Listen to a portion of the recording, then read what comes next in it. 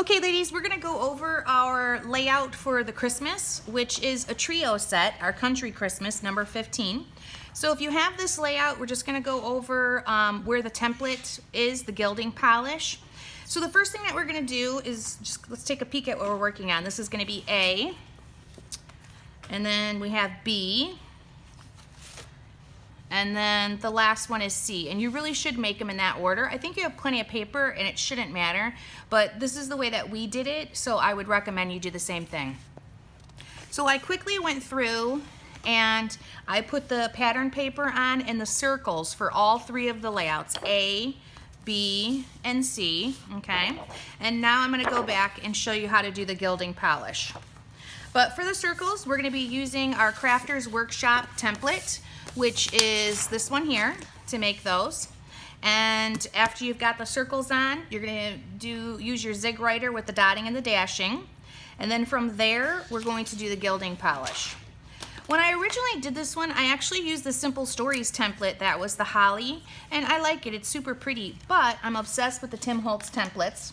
So I would have rather used their Christmas set, which is right here, and it's set number 19, so that all of my templates were the same shape. You guys know I am that neurotic.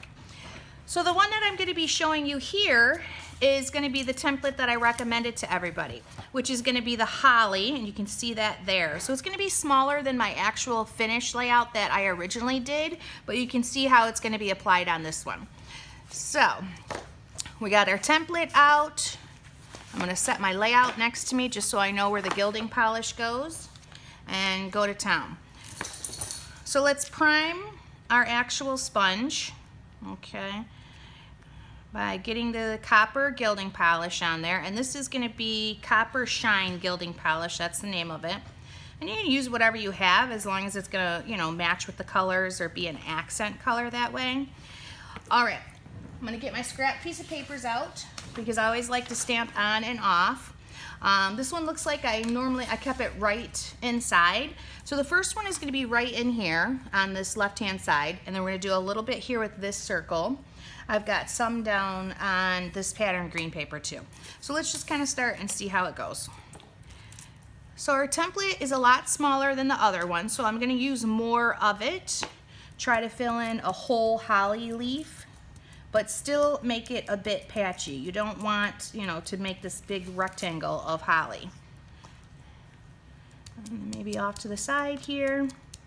And I'm just looking at it and I'm making sure that I can see a very distinct holly leaf before I pull it up, okay? So that's gonna be our number one. We're gonna put one down there. Just set it kind of off the page. Get my scrap piece of paper out, put it underneath there.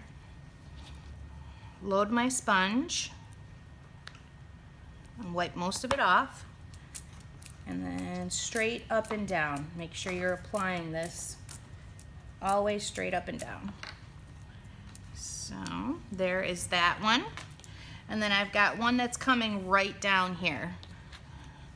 Grab the template. It's actually nice when it's got that copper on it. You can actually see more what it looks like. So I'm going to look and do right around these edges. Load the brush.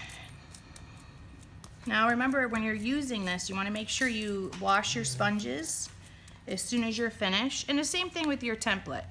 I just wash them with warm water and sometimes use a scrub brush to get any of the extra off of it. So there is that. So this one's done, and we're going to move on to B.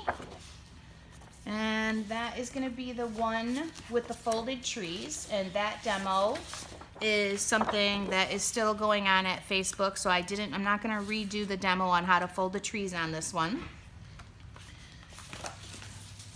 But for this, we've got the copper holly coming here along this, and then on the right hand side right here, right low where the circle is. So let's put this up so I can stamp off.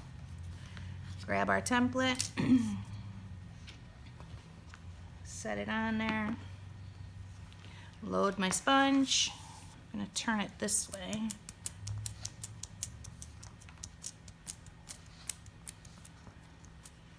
All right.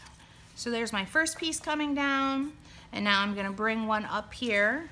It's kind of framing in that focal photo that you're going to eventually put on your page. Oop, I just popped my template up, but that's okay. I'm just going to keep going. Because part of my picture and my embellishments are going to cover those up, so that's no big deal. Okay, so we're going to do our right hand side, and that's going to be a little off the page coming onto the circle. Load your sponge.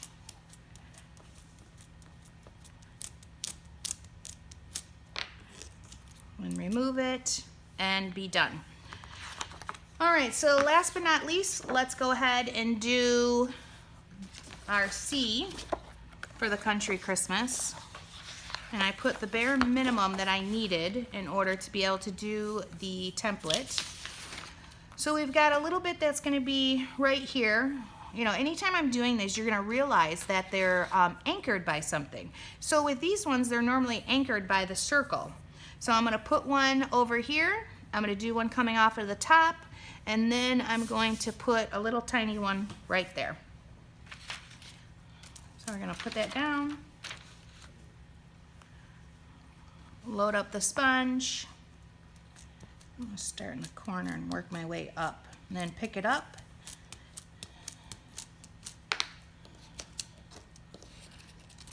Okay, there we go there. We're going to do a little bit coming down on the page, so let's make sure we have a scrap piece of paper above it.